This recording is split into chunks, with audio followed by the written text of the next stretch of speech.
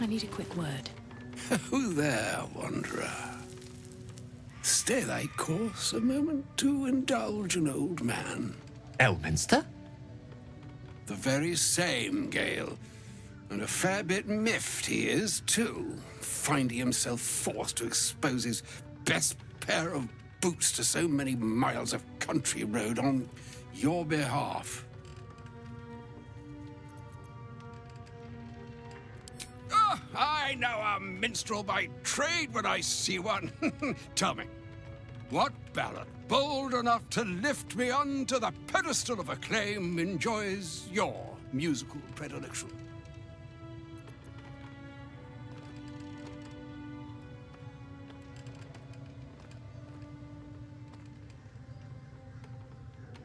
Ha! Old but hearty, and rife with witty flourishes.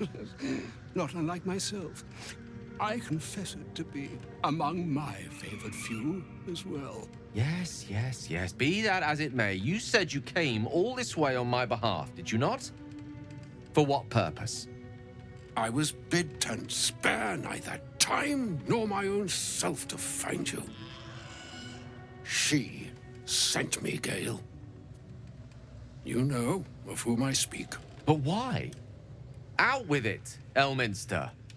Please. Young man, has your sojourn away from Waterdeep washed away your decorum as well as your patience? Nigh a 10-day I've gone without honest fare, worthy of the name. Drank naught but what the sky entitled my thirst. Why, some bread, cheese, and a cup of wine would appear unto me a feast. Surely you won't begrudge me a mite of rest and repast before I get out with it?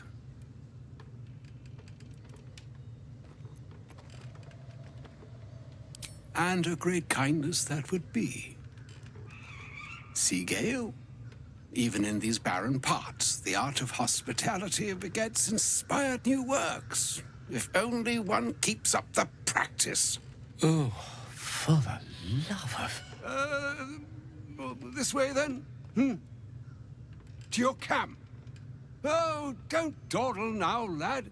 You're the one who's in such a frightful hurry. Oh, nigh on 13 centuries old and he still thinks with his stomach. We'd best follow and see if he's more disposed to speak plainly once it's stopped its grumbling.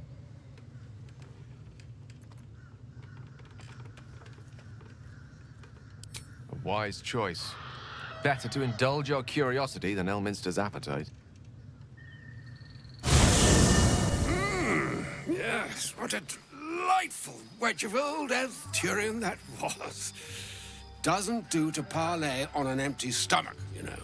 Makes one's words frivolous when they should be grave. Plenty to digest, after all. A good deal to stew over, if you will. Words ladled with import should be savored so as to better absorb their meaning. Wouldn't you agree? Elminster! Right.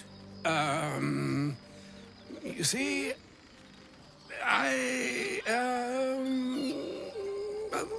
that is to say, Gale, my boy, I've come to address a most pressing matter.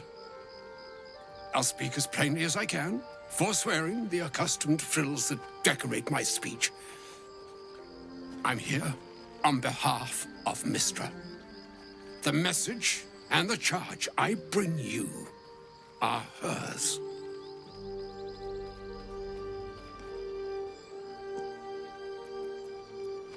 Oh, Mystra's delicate feet are ill-suited for the hardships of the road. You know where you went wrong, Gale. No, we needn't dwell on that here and now. But even so, you're to be given a chance of redemption. Mystra would consider... forgiveness?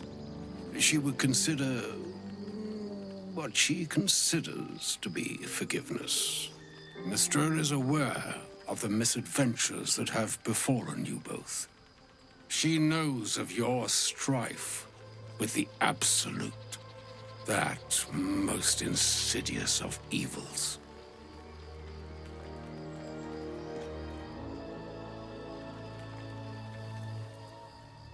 The very purpose of my presence. In a roundabout sort of way. You must know that the Absolute is more dangerous than you can possibly conceive. It threatens all who live, even those who are undying. It threatens the gods, the weave, the very fabric of the universe itself. That is why I have come here to charge you, Gale, with its destruction. It is Mystra's belief that only you can. The orb. Precisely. Mystra has granted me the power to stop the clock, as it were, on the orb's rush to overpower you. Instead, you will be able to unleash its lethal combustion at will. Interesting. This could be help, or hindrance. We shall have to see. You must find the heart of the Absolute, whatever that may be, and use yourself as the catalyst that will burn it from this world.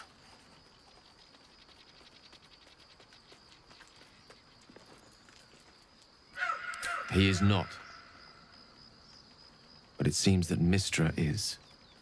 It brings me no pleasure saying this, my friend. But such is Mystra's will. Yours must be the sacrifice that will undo the Absolute. And for your sacrifice, you will be redeemed. Such is Mystra's promise. With that, I've said my sorry piece, and need only bestow unto thee the charm I was bid. Mina hastra mistrario Idalion Thras Annas Dithra.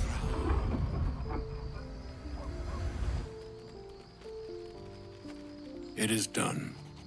Both charge and charm have been committed into your care. To you, I commit into care Gale himself. I count on you to shepherd him well on this strangest of journeys.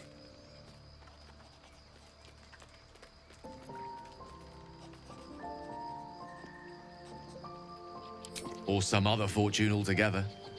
Like moons make swell and wane the nescient seas, so too the sky-strewn gods ordain the tidal fates of mortal days. And yet, an ocean born in lonely hours, come ebb, come flow, come all that is beyond the breadth of our dominion. Be a moon unto yourself. Even the waves of fate can break upon the shores of will. Farewell, my friend. Farewell, Elminster. I'm glad she chose you.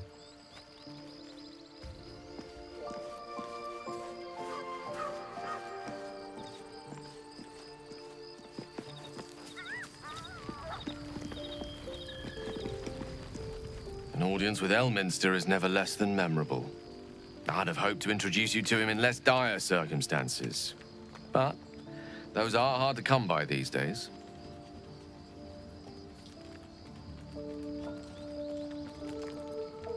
It's not a demand he wanted to make of me.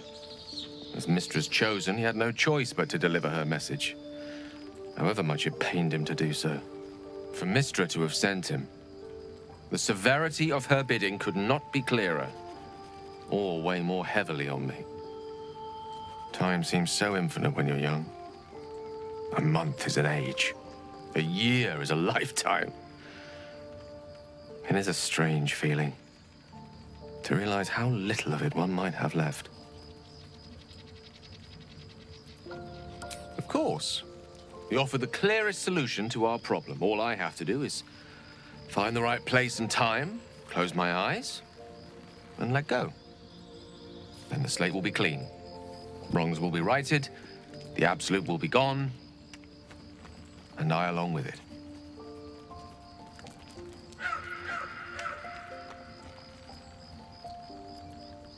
If there was, I'm sure the goddess of magic and the greatest wizard who ever lived would have identified it. But alas, only one solution is offered. That remains ahead of us for now. The heart of the Absolute must be discovered before I can stop its beating. Let's save such certainty for the moment such a decision is upon us. We may feel differently once we know what we're truly up against.